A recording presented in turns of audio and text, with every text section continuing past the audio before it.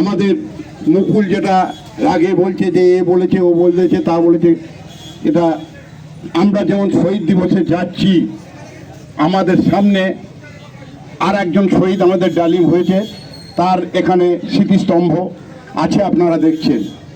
আমি এইটুকু দাঁড়িয়ে আপনাদের কথা দিতে পারি, সেই হারমাদরা যেখানেই যাক, যার পেছনেই যাক, তাদেরকে আমরা দলে নেব না, এরা নিশ্চিন্তে থাকতে পারেন, তাদেরকে নেব না।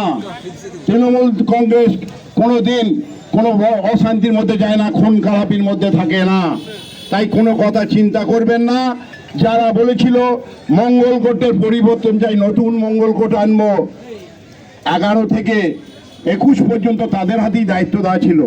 আমাদের সোনার মঙ্গল কোটটাকে একটা রুগ্ন, একদম সেই ক্যান্সার রুগী বানিয়েছিল, তাদেরকে খেদিয়ে দিয়েছি বলে আবার মঙ্গল কোট সজীব হচ্ছে। এটা আপনারা নিশ্চিন্ত থাকুন যে তারা আর আসবে না।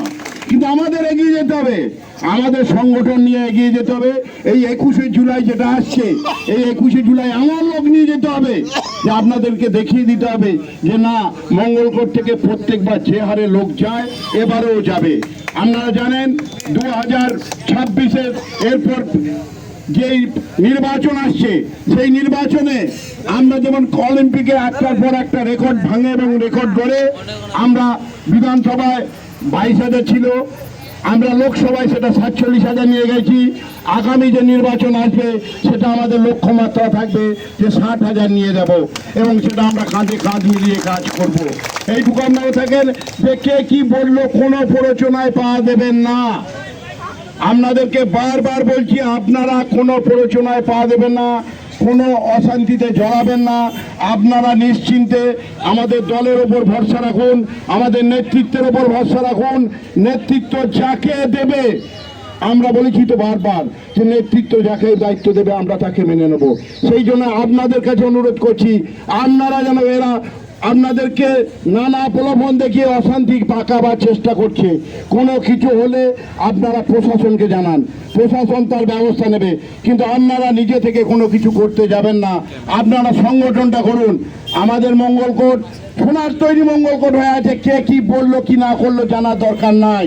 যারা ব্যক্তিগত গোছাচ্ছিল তাদেরকে আমরা লাদ মেরে খেদিয়ে দিয়েছি, তাদেরকে আমরা নিয়ে নাই, তাই তাদের কথা চিন্তা করে লাভ নাই। আমাদের সব মাথার ওপর মমতা ব্যানার্জি আছে, আমাদের মাথার ওপর অভিষেক ব্যানার্জি আছে, আমাদের দলের সংগঠন আছে। এই সংগঠনে যারা থাকবে সে কাঠের পুতুল দাঁড় করালেও সেও জিতে যাবে। আমি 2021-এ প্রার্থী হয়েছি, আমাকে আপনারা জিতিয়েছেন, আমার নেতৃত্বে মানে মঙ্গলকোটটা এখন দায়িত্ব দিয়েছে দল আমাকে চলার জন্য, আপনারা চলছেন। আমি লোকসভা ইলেকশন করেছি, আপনারা আমাকে সাথ দিয়েছেন, আমার ব্যাপক মার্জিন বেড়েছে। আবার দল যাদেরকে সাথ দেবে, সেটা আজকে এই জায়গায় দাঁড়িয়ে আপনারা বলে যাচ্ছি, সেই সব বেঈমানদের মতো আমরা নই। প্রার্থী দল যাকে করবে আমরা কাঁধে কাঁধ মিলিয়ে তার হয়ে লড়াই করব, তার পিছিয়ে আসবো না। আমরা মমতা ব্যানার্জিকে চিনি, আমরা অভিষেক ব্যানার্জিকে চিনি, আমরা জোড়া ফুলকে চিনি, তাই তাদেরকে আপনাদেরকে বলবো যে যা বলে বলুক, আমরা তো কয়েকটা দিন অঞ্চলকে, আজকে যদি গোটা মঙ্গলকোটের আমরা ডাক দিতাম তাহলে আজ কি হতো বলুন আপনারা। মাত্র কয়েকটা অঞ্চলের ডাক দিয়েছি, তাতেই যদি এই হয়, যারা ঘরে বসে দেখছেন তারা একবার চিন্তা করুন যে যদি এমএলএ সাহেব গোটা মঙ্গলকোটটা ডাক যেত তাহলে বোধহয় বন্যা বয়ে যেত, এবং সেই বন্যায় তারা ফেঁসে যেত, থাকতে পারতো না। তাই আমরা যেখানে জনগণ আমাদের সঙ্গে আছে, জনগণ মমতা ব্যানার্জির সঙ্গে আছে, কে কি বললো দেখার দরকার নাই, বিজেপি কি বললো, সিপিএম কি বললো তাদের দেখার আপনাদের দরকার নাই। আজকে দেখুন কেন এক একটা গোয়ালে সেই যেমন গরু বেরিয়ে যায় ফাঁকা হয়ে পড়ে থাকে, আমাদের বামফ্রন্টের অফিসটা দেখুন সেই রকম ফাঁকা হয়ে পড়ে আছে। এখানে কিন্তু কেউ নাই, কোনো কেউ নাই এখানে। ঠিক এইরকমই হবে, ওরা দু চারটে বলবে, আজে বাজে করবে, সব কিছু করবে।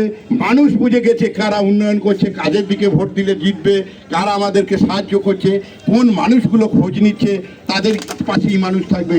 তাই আপনাদেরকে বারবার অনুরোধ করছি, আগামী সোমবার ধর্মতলা আমাদের লক্ষ্য হবে। কে কি বললো সেটা আমাদের লক্ষ্য নয়, আমাদের লক্ষ্য ধর্মতলা।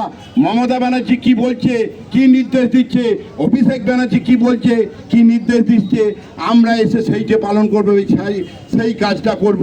এবং তারপরেই জেনে রাখবেন আমাদের মূল লক্ষ্য 2026 আমাদের সংগঠনকে আরও শক্ত করতে হবে। আমাদের বিরোধী পক্ষ যে ভোটটাও পেয়েছে সেই ভোটটাও যাতে না পায় সেই চেষ্টাটা আমাদের করতে হবে। এবং যে বুথগুলো আমরা হেরে আছি সেই বুথগুলো কিভাবে জেতাতে হয় আপনারা সেই চিন্তাটা করুন, সংগঠনের চিন্তা করুন, দলের চিন্তা করুন, গরিব মানুষের কাছে যান, তাদের অভাব অভিযোগটা কি বলতে চায় দেখুন।